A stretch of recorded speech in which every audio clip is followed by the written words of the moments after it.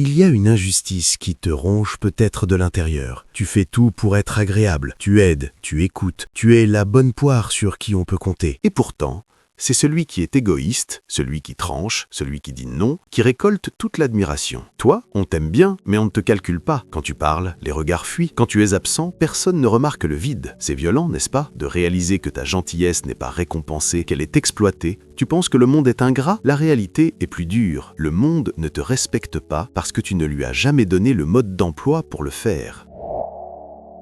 Il faut qu'on arrête de se mentir une seconde. Le problème, ce n'est pas que les autres sont méchants ou ingrats. Le problème, c'est le signal que tu envoies. Imagine que tu te promènes dans une rue. Tu vois un carton posé sur le trottoir avec écrit « Servez-vous, c'est gratuit ». Comment vas-tu traiter les objets à l'intérieur? Tu vas fouiller, tu vas prendre ce qui t'arrange, tu vas peut-être même renverser le carton sans faire exprès et tu partiras sans dire merci. Pourquoi? Parce que ça ne t'a rien coûté. Ça n'a aucune valeur à tes yeux. Maintenant, transpose ça à tes relations. Sans t'en rendre compte, tu te promènes avec cette même étiquette « gratuit » collée sur le front. Quand tu acceptes qu'on te parle mal sans réagir, c'est gratuit. Quand tu acceptes qu'on annule ton rendez-vous à la dernière minute sans exiger d'excuses, c'est gratuit. Quand tu donnes ton temps, ton énergie et ton aide à quelqu'un qui ne fait aucun effort pour toi, c'est gratuit. Tu as enseigné aux autres que ton attention ne coûte rien. Et la règle psychologique est inflexible. L'être humain ne respecte pas ce qui est acquis. Il respecte ce qu'il a peur de perdre. Tant que l'accès à ta vie ne demande aucun effort, tu resteras un bien de consommation courante. On t'utilise et quand on a fini, on passe à autre chose. Si tu veux que ça change, tu dois arracher cette étiquette et commencer à fixer un prix à ta présence. Voici 4 comportements qui détruisent ta valeur marchande sociale. Regardons la vérité en face. Le premier poison qui tue le respect, c'est ton hyperdisponibilité. Observe-toi, ton téléphone vibre, tu lâches tout pour répondre. On te propose un plan à la dernière minute parce qu'un autre a annulé, tu dis oui pour dépanner. Tu agis exactement comme un distributeur automatique dans un couloir de gare. Tu es là, immobile, 24 heures sur 24. N'importe qui peut arriver, appuyer sur un bouton, prendre ce qu'il veut, ton temps, ton écoute, ton énergie, et repartir sans même te regarder. Tu te racontes que c'est de la générosité. Tu te dis « je suis quelqu'un de fiable ». C'est faux. Ce n'est pas de la bonté, c'est de l'insécurité. Au fond, tu as une peur panique. Tu crois que si tu n'es pas utile ou immédiatement disponible, les gens vont t'oublier. Tu achètes leur affection avec ta disponibilité. Le problème, en économie comme en amitié, la règle est cruelle mais absolue. Tout ce qui est abondant perd sa valeur. Si l'air était payant, on serait ruiné. Mais comme il est partout, on ne le remarque même pas. L'or est inutile, mais il est rare, alors on se bat pour lui. En étant tout le temps là, tu es devenu de l'air. On respire ton temps sans dire merci. On ne te demande plus si tu es libre, on le suppose. Tu veux qu'on te respecte? Tu dois créer de la pénurie. Arrête de courir après des gens qui marchent pour s'éloigner de toi. La prochaine fois qu'on t'appelle, ne réponds pas à la première sonnerie. Si on t'invite au dernier moment, refuse, même si tu n'as rien prévu. Dis « Désolé, j'ai déjà des projets » et ton projet, c'est de te respecter. Deviens ce produit rare qu'il faut réserver à l'avance. Dès que tu fermes la boutique, tu vas voir un phénomène étrange. Les clients vont commencer à faire la queue. Comportement numéro 2, le syndrome de l'avocat coupable, la justification. Le deuxième piège est plus subtil, mais il est dévastateur. C'est ta façon de refuser. Écoute-toi bien la prochaine fois que tu dois dire non. Tu ne dis jamais juste non. Tu te sens obligé de fournir un alibi, des preuves, des témoins. « Ah, désolé, je ne peux vraiment pas venir parce que ma voiture est au garage et j'ai promis à ma mère de l'aider et en plus, arrête ça. Je ne te dis pas d'être brutal ou malpoli. Je te dis d'arrêter de demander la permission de refuser. Quand tu te noies dans les justifications, tu envoies ce signal. Tu es le juge et je te demande de valider si mon excuse est assez bonne pour que tu ne me détestes pas. Le danger, c'est mathématique. En donnant une raison précise, tu donnes à l'autre un moyen de négocier. Si tu dis « je ne peux pas, je n'ai pas de voiture », l'autre va répondre « pas de souci, je passe te prendre ». Et là, tu es piégé, tu as perdu. Tu te retrouves à faire quelque chose que tu ne voulais pas faire juste parce que ton excuse a été résolue. Celui qui se respecte pose une limite comme on pose un mur de béton. Un mur ne s'excuse pas d'être là. Il ne t'explique pas pourquoi il barre la route. Il est là, c'est tout. Celui qui se respecte pose une limite claire. Si c'est ton patron, tu ne dis pas juste « non ».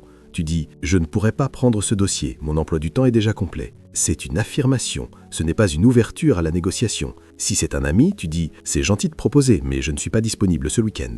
Tu vois la différence? Un mur de béton peut être peint en blanc et être joli, mais il reste un mur. On ne le traverse pas. Retiens cette règle d'or. « Non » est une phrase complète. La prochaine fois, énonce ton refus avec politesse, mais sans trembler, Et ensuite, fais silence. N'essaie pas de combler le vide. Regarde l'autre. Tu vas ressentir un malaise de 3 secondes. C'est normal. Ce malaise, c'est le ciment de ton respect qui est en train de sécher. Comportement numéro 3, le syndrome de la feuille morte. Le troisième comportement est le plus triste, car c'est une trahison envers toi-même. C'est ce moment précis où tu t'effaces pour faire comme le groupe. Observe bien ce réflexe. On te sert un verre d'alcool alors que tu ne bois pas, tu le prends pour ne pas casser l'ambiance. Un collègue fait une blague lourde qui t'humilie, tu souris bêtement pour montrer que tu as de l'autodérision. Quelqu'un dit une énormité qui va contre tes valeurs.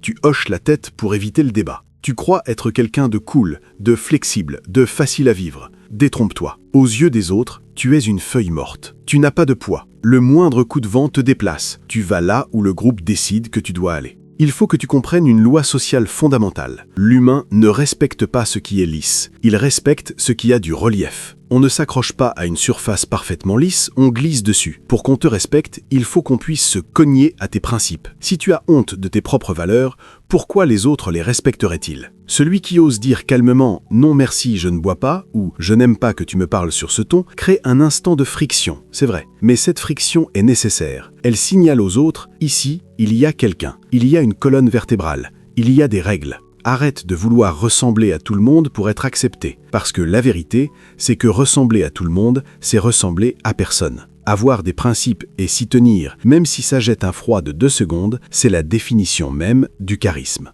Comportement numéro 4. Le syndrome du chien qui aboie, confondre force et bruit. Il reste un dernier piège qui peut ruiner tous tes efforts précédents. Tu as appris à être moins disponible, tu as arrêté de te justifier, tu défends tes valeurs, c'est très bien. Mais attention, quand tu commences à t'affirmer, tu risques de tomber dans l'excès inverse. Tu deviens agressif, tu t'énerves, tu montes dans les tours. C'est ce que j'appelle le syndrome du chien qui aboie. On connaît tous ce petit chien qui aboie furieusement derrière un grillage, parce qu'il a peur. Est-ce qu'il inspire le respect? Non, il inspire l'agacement ou la pitié. Le lion, lui, n'a pas besoin d'aboyer, il est calme. Et c'est ce calme qui est terrifiant. Voici la logique implacable du pouvoir. Celui qui crie a perdu. Si tu as besoin de hausser le ton pour te faire respecter, c'est que ton autorité naturelle ne suffit pas. Si tu exploses de colère dès qu'on te critique, tu prouves que l'autre a le contrôle sur tes émotions. Il a la télécommande, il appuie sur un bouton et tu démarres. Le vrai respect s'impose dans le sang-froid. C'est la capacité à dire une chose très dure sans que ta voix ne tremble et sans insulter personne. Regarde la différence.